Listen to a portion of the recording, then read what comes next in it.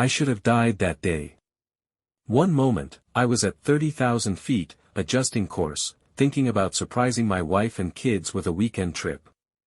The next, alarms blared, the cockpit shook violently, and my co-pilot screamed something I never got the chance to process.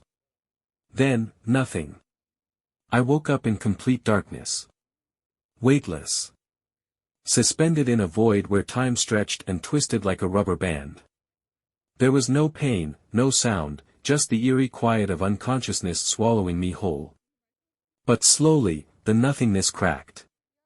At first, it was distant, a soft beeping, voices muffled as though underwater. My body felt like it was buried beneath layers of lead. I tried to move, to breathe, to do something, but my limbs were foreign, unresponsive. Panic clawed at my throat. Was I dead? Had I survived the crash only to be trapped in my own body? Then, the sounds changed. At first, I thought it was just another piece of the chaos my mind was trying to process. A side effect of trauma, maybe. But it kept happening. Soft moans. The rhythmic creak of a bed. The unmistakable splash of water. I wasn't alone. My breathing, if I was even breathing, hitched. It made no sense. I was in a hospital, wasn't I? That's where injured people go. There were no beds here except for the one I was confined to. And yet. The sounds grew clearer. A giggle. A whispered promise. The quiet, unmistakable slap of flesh against flesh. Revulsion slithered through me like ice water. I tried again to move, to wake up, to scream, but my body was a prison. Helpless. Frozen in time. Forced to listen to my wife's betrayal unfold inches away from me. The fragments came in flashes. Sometimes, I was pulled under before I could process them. Other times, I lingered just long enough for the horror to sink in. His voice was deep, smooth, confident. Hers was breathless, eager. You have no idea how long I've wanted this, she whispered. I wanted to throw up. How long had I been here? A week? A month? Had she even waited a day before she spread herself for another man? For him. The betrayal had a sound. A sickening, wet slap. The air was thick with it. You're insatiable, he chuckled, voice husky. What if he wakes up? A pause. Then, a cruel laugh, hers. Ethan's gone, she murmured, voice dripping with certainty.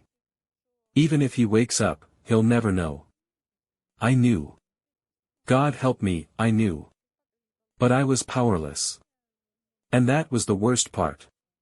Days blurred into nights. Pain. That was the first thing I felt. A deep, searing ache in every part of my body, as if I'd been crushed under 1,000 pounds of steel. My ribs burned with every shallow breath, my head throbbed like it had been split open, and my left arm, dead weight. Useless. But none of that mattered. Because the moment I opened my eyes, I saw her. Amanda. She was sitting at my bedside, crocodile tears pooling in her wide, innocent eyes. Her hands covered her mouth like she was overcome with emotion, but I saw the slight hesitation in her movements, the way she swallowed hard before she forced out a sob. Oh my God, Ethan, she choked out, her voice trembling. You're awake. I just stared at her. For years, I had memorized every detail of her face, the curve of her lips, the way her nose crinkled when she laughed, the way her green eyes softened when she looked at me. I had studied her in quiet moments, in laughter, in love. But now, as she sat in front of me, I didn't recognize the woman I had married. She reached out, her fingers brushing my forearm. I flinched. It was automatic. My body's response before my brain even had time to process it. For a split second, a flicker of panic crossed her face. Then, just as quickly, it vanished, replaced by a well-rehearsed smile. You don't know how hard it's been without you, she whispered. The kids missed you so much. Kids. My heart clenched. The kids, I rasped, my throat raw and dry. Where are they? Amanda blinked. It was quick, barely noticeable, but I caught it.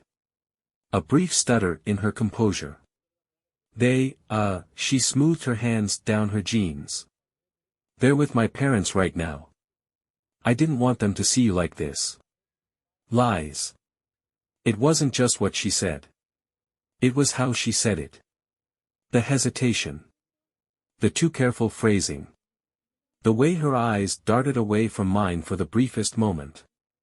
Everything about her felt wrong. Her voice. Her presence. The concern in her expression that didn't quite reach her eyes. The memories of my coma were fragmented, slipping through my fingers like sand. But there was one thing I remembered clearly. The sounds. The hushed whispers.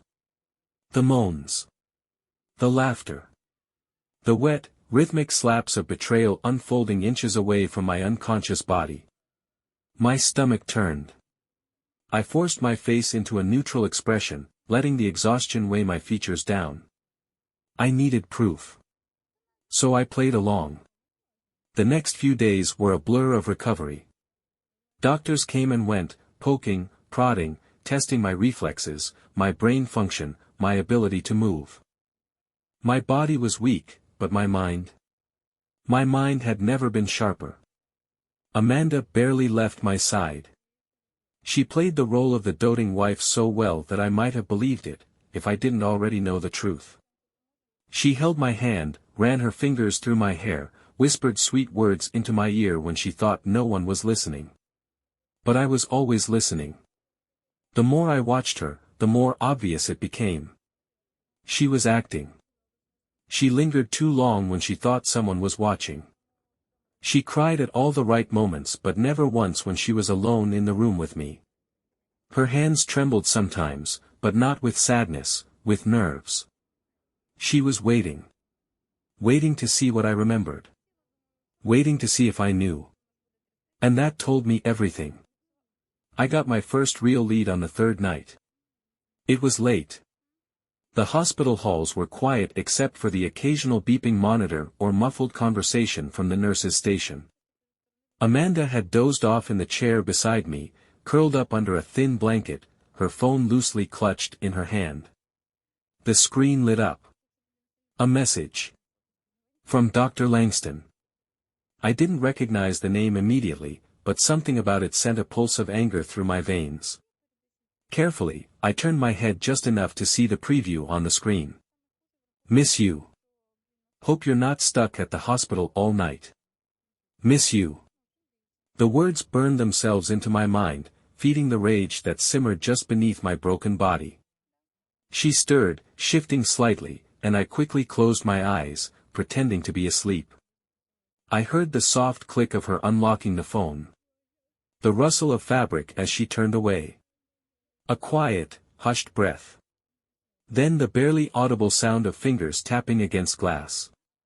She was replying. I stayed perfectly still, listening as she typed out a response. Wish I was with you instead. I felt sick. The confirmation should have devastated me, but all it did was solidify what I already knew. She wasn't just cheating. She was in love with him. With my doctor. The same man who had been treating me for weeks. The same man who had walked into my room every morning with a professional smile and a reassuring tone, pretending to care about my well-being. I clenched my jaw, swallowing down the fury that threatened to consume me. Not yet. Revenge was coming. But first, I needed more. The first crack appeared when a nurse came in to check my vitals. She moved around the bed with careful efficiency, adjusting the monitors, checking the 4. But unlike before, she barely acknowledged Amanda. She ignored her completely. That was new. Up until now, everyone treated Amanda like the heartbroken, devoted wife, the woman who had suffered through my accident, waiting for her beloved husband to wake up. But this nurse, her name tag reading Samantha, didn't play along. And then, as she leaned in to adjust my fore, her lips barely moved as she whispered. "You're stronger than you think." It was such an odd thing to say. But I filed it away. The second crack came later that night. A janitor came into my room, a grizzled old man with tired eyes and a slow, deliberate way of moving. Carl. I had seen him before, pushing his cart down the hallways, humming under his breath. But this time, he didn't just do his job and leave. He lingered. His eyes flicked toward Amanda, his jaw tightening ever so slightly. Then, after a brief pause, he turned to me. "Good to see you awake, Captain," he muttered. Captain. He knew I was a pilot. Carl hesitated for a fraction of a second before turning to leave. But just as he passed my bed, he slipped something onto my lap. A folded napkin. I waited until he was gone before carefully opening it. Inside, scrawled in messy handwriting, was a single word. Video. My pulse pounded in my ears. That was when I knew. It took another week before I was strong enough to leave the hospital. And in that time, I pieced everything together. Carl wasn't just some janitor. He had seen something Amanda didn't want me to know. I waited for the right moment. I pretended to still be weak, groggy, recovering. Amanda played the part of the worried wife, adjusting my pillows, stroking my hair, forcing her fake concern down my throat like a bitter pill. But I was watching. I was waiting. Carl returned 2 nights later. Amanda had stepped out to take a phone call, one of many she'd been taking in hushed tones when she thought I wasn't paying attention. Carl walked in, this time without his cleaning cart. He shut the door behind him, moving quickly to my bedside. "You remember anything?" he asked, voice low. "Enough," I rasped. "But not everything." He studied me for a long moment, then pulled a USB drive from his pocket and placed it in my hand. "This has everything you need," he said. "Security footage. Late-night visits. Things you wouldn't believe." I swallowed the rage bubbling in my throat. "I need to see it." Carl gave a short nod. "Figured you'd say that." He handed me a tablet. I wasn't ready. But I hit play anyway. The footage was grainy, but there was no mistaking what I was seeing. Amanda. My wife. In my hospital room. Her hands tangled in another man's hair. The doctor, my doctor, Dr. Langston. I watched in silent horror as the scene played out. The first clip was from the second night after my crash. I was there, unconscious, tubes down my throat, machines breathing for me. Amanda was sitting beside me, holding my hand, whispering something in my ear. Then, suddenly, the door opened. Langston walked in. And just like that, Amanda dropped my hand and stood, meeting him in the middle of the room. She didn't hesitate. Didn't flinch. She kissed him. Deeply. Like she had done it 1,000 times before. My stomach churned. The next clip was worse. It was a week later. Langston had Amanda pinned against the counter by the sink, her hospital gown bunched around her hips. She was moaning. Right there. In the same room where I lay, lifeless and broken. Her hands clutched the sink as she rocked against him, breathless. "You have no idea how long I've wanted this," she whispered. Langston chuckled, voice husky. "What if he wakes up?" A pause. Then, her laugh. Cold. Sharp. "Ethan's gone. Even if he wakes up, he'll never know." The video ended. I forced myself to stay calm, even as my grip tightened around the tablet. Carl studied me carefully. "You all right?" I exhaled through my nose, shoving the fury deep down. I couldn't afford to lose control. "Not yet." "Yeah," I said. "I'm all right." I looked up at him. "But they won't be." Amanda returned a few minutes later, her fake smile plastered on her face. "Hey, baby," she cooed, sitting beside me. "You need anything?" I turned to her, masking my rage with exhaustion. "Yeah," I murmured, reaching for her hand. Her eyes softened. "Good." She had no idea. "I think I'm ready to go home." She beamed. "Oh, Ethan, that's wonderful. I was hoping." "I already spoke to the doctors," I cut in. "They're discharging me tomorrow." Her smile faltered, just a little. But she recovered quickly, squeezing my hand. "I can't wait," she whispered. I could. Because I was ready. Not to go home. To destroy her. I didn't explode. I didn't scream. I planned. Amanda thought she had won. She thought she had rewritten our story, turning herself into the grieving, faithful wife who had suffered through my accident. She thought I was weak. She thought I was stupid. She thought I'd never find out. She was wrong. The first thing I did was secure the evidence. The footage Carl had given me was damning, but I needed more. I wanted to bury them both. So, I made copies. One for my lawyer. One for the hospital board. One for the court. Then, I made sure they saw it too. Dr. Langston received his copy first. I mailed it to his office. No note. No warning. Just a simple USB drive containing every filthy, disgusting moment he had spent violating his oath as a doctor. By lunchtime, he was escorted out of the hospital, his career in shambles. By dinner, his wife had seen the footage. And by morning, he was gone. Fired. Stripped of his medical license. Sued for emotional distress. He tried to call Amanda. She didn't answer. She was too busy dealing with her fire. Because I wasn't finished. Amanda was hosting one of her little brunches when she got her surprise. I made sure all her friends were there, her book club, the PDA moms, the women she spent years gossiping with over overpriced mimosas. I didn't storm in. I didn't make a scene. I let the documents do that for me. A process server walked in, interrupting their laughter with a cold, professional tone. Amanda Holt. She looked up, mid-sip, eyes narrowing. Yes. He handed her the papers.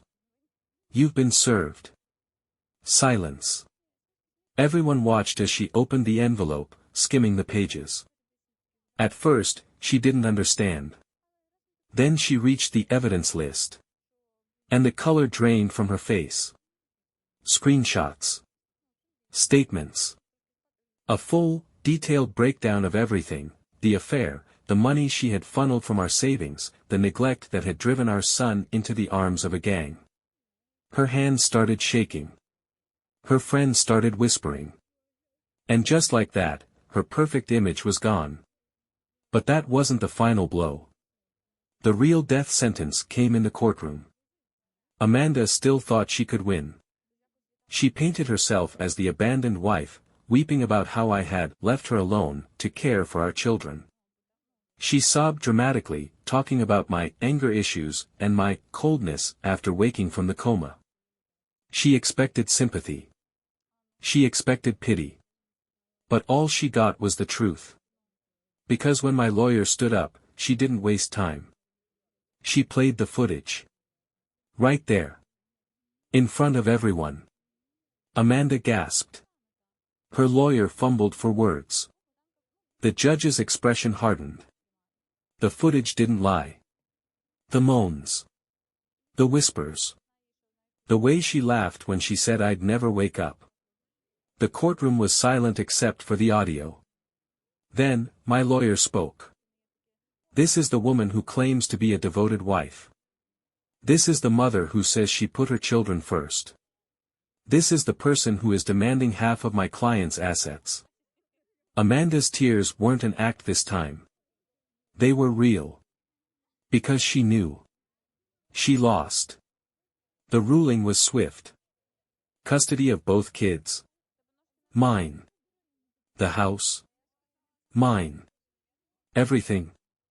Mine. Amanda walked out of that courtroom with nothing. Not a dime. Not a shred of dignity.